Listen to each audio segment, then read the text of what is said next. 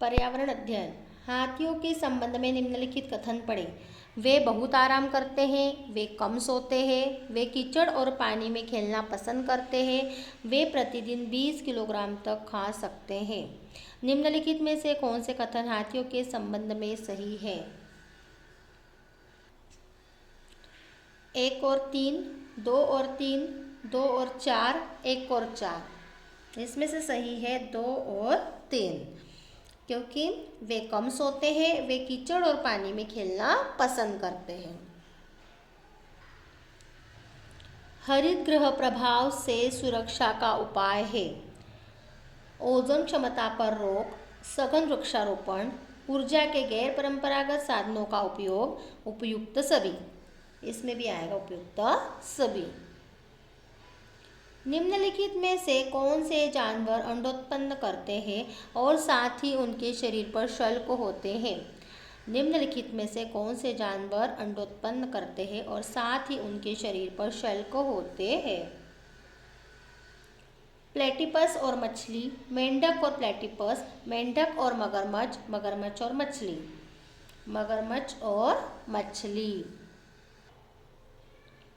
हरित गृह प्रभाव के द्वारा जलवायु में होने वाला परिवर्तन है तापमान में वृद्धि, समुद्र के जल स्तर में वृद्धि, वर्षा के प्रारूप में परिवर्तन, ये सभी।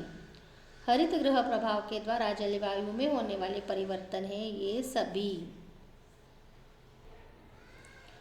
निम्नलिखित में से किस पौधे का तेल के स्रोत के रूप में उपयोग किया जाता है और उसकी पत्तियों का छत्ते बनाने के लिए उपयोग किया जाता है? सरसों, नारियल, सूरजमुखी, मूंगफली। नारियल। मीथेन में वृद्धि का कारण है सीमेंट उद्योग से, जलमल के सड़ान से, शीतगृह व रेफ्रिजरेटरों से, ये सभी। जलमल के सड़ान से।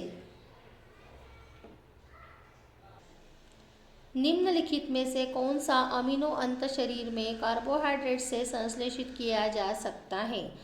Lysine, valine, leucine, alanine. Lysine, valine, leucine, alanine. D, alanine. हरित गृह गैसें हैं CO2, मीथेन, CFC, ये सभी। निम्नलिखित में से कौन सी स्थितियां बच्चों में रिकेट्स और वयस्कों में ऑस्टियोमलेसिया का कारण बनती है? विटामिन डी का कम सेवन, विटामिन सी का कम सेवन, विटामिन सी का अत्यधिक सेवन, विटामिन डी का अत्यधिक सेवन, विटामिन डी का कम सेवन। हरित गृह प्रभाव का नाम दिया टेलर ने, टेंसले ने, जेफ फोरियर ने, हैंसन ने। गदसीसर प्रसिद्ध है अपने किलों के लिए, अपनी झीलों के लिए, अपने बगीचों के लिए, अपने सीढ़ीदार कुओं के लिए, अपनी झीलों के लिए। भारत के किस क्षेत्र में ज़ूमिंग कृषि से वनों का विनाश सर्वाधिक होता है? मरुस्थलीय क्षेत्र से, हिमालय के गिरिपादों में, उत्तर पूर्वी भारत के आदिवासी क्षेत्रों में, दक्षिण पूर्वी भारत में। उत्तर पूर्वी भारत के आदिवासी क्षेत्रों में। कालाहांडी जिला चावल की खेती के लिए प्रसिद्ध है और यह हिस्सा है बिहार का, उड़ीसा का, उत्तर प्रदेश का, आंध्र प्रदेश का। पृथ्वी के तापमान में निरंतर वृद्धि का क्या परिणाम होगा? हिमशिखरों से हिम पिघलना, समुद्रों का जलस्तर ऊपर उठना, सागर तटीय भागों का जलमग्न होना, उपयुक्त सभी। निम्नलिखित में से कौन सा ऊष्मारोधक है? हवा, लोहा, कार्बन, तांबा। हवा। पर्यावरण एवं विकास आयोग की स्थापना की गई 1980 ईस्वी में, 1982 ईस्वी में, 1984 ईस्वी में, 1986 ईस्वी में। 1984 ईस्वी में। किसी चुने गए विषय पर नारा लेखन किस प्रकार छात्रों की सहायता करता है? इस तरह की गतिविधियों के माध्यम से कुछ शैक्षणिक दबाव कम करके, प्रतियोगिताओं में जीतने की इच्छा बढ़ाकर, जागरूकता के साथ साथ रचनात्मकता बढ़ाकर, स्कूल के समय में और अधिक मजा लाकर। जागरूकता के साथ साथ रचनात्मकता बढ़ाकर। किस प्रदूषक की जल में अधिक मात्रा में होने से शिशुओं में नीलावर्ण बीमारी होती है?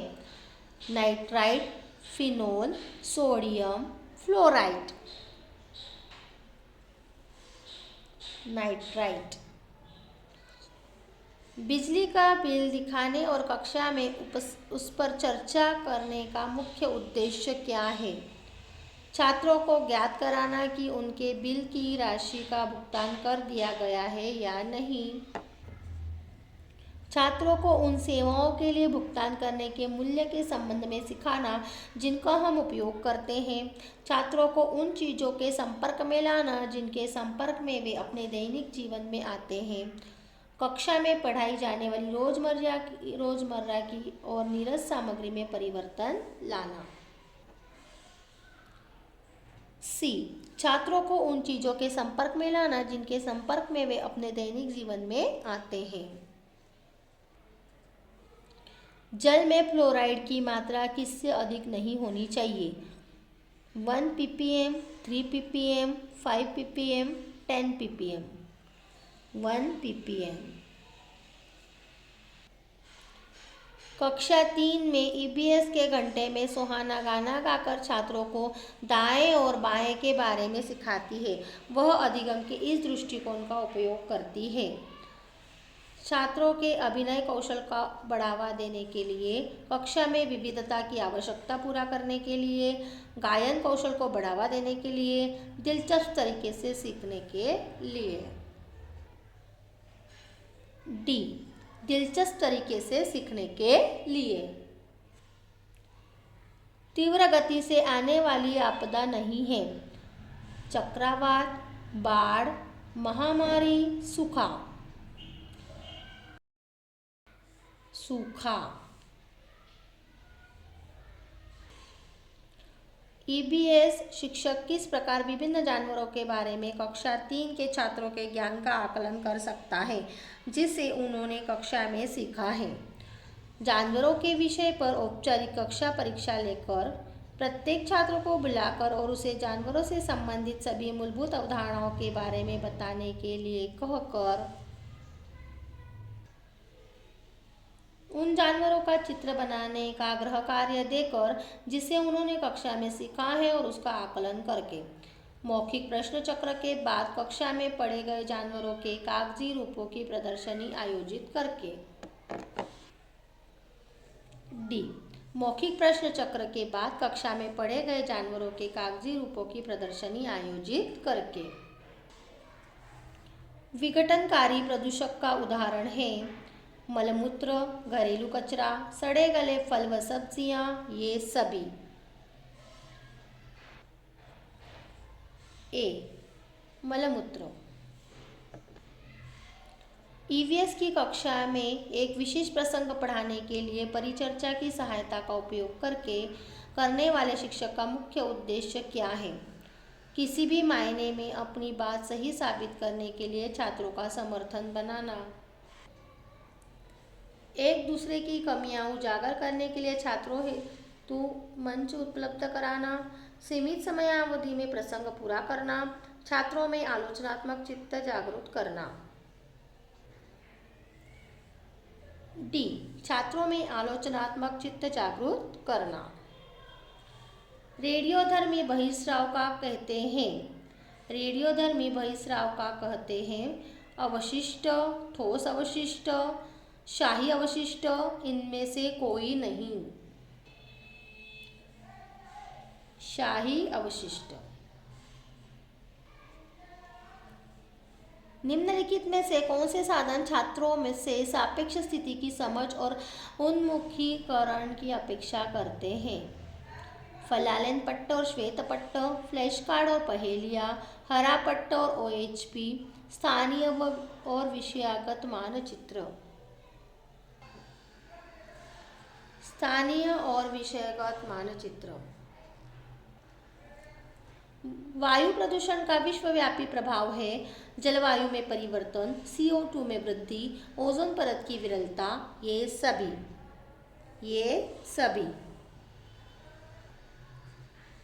EVS के आकलन के लिए निम्नलिखित में से कौन सा पहचाना गया संकेतक में संबंधित तर्क वितर्क करता है और तार्किक संबंध स्थापित करता है? स्पष्टीकरण, अभिव्यक्ति, अवलोकन, चर्चा। स्पष्टीकरण। तापीय प्रदूषण का प्रमुख कारण है मानव गतिविधियों में CO2 में वृद्धि, ग्रीन हाउस गैसों की मात्रा में वृद्धि, ओजोन परत क्षरण, ये सभी।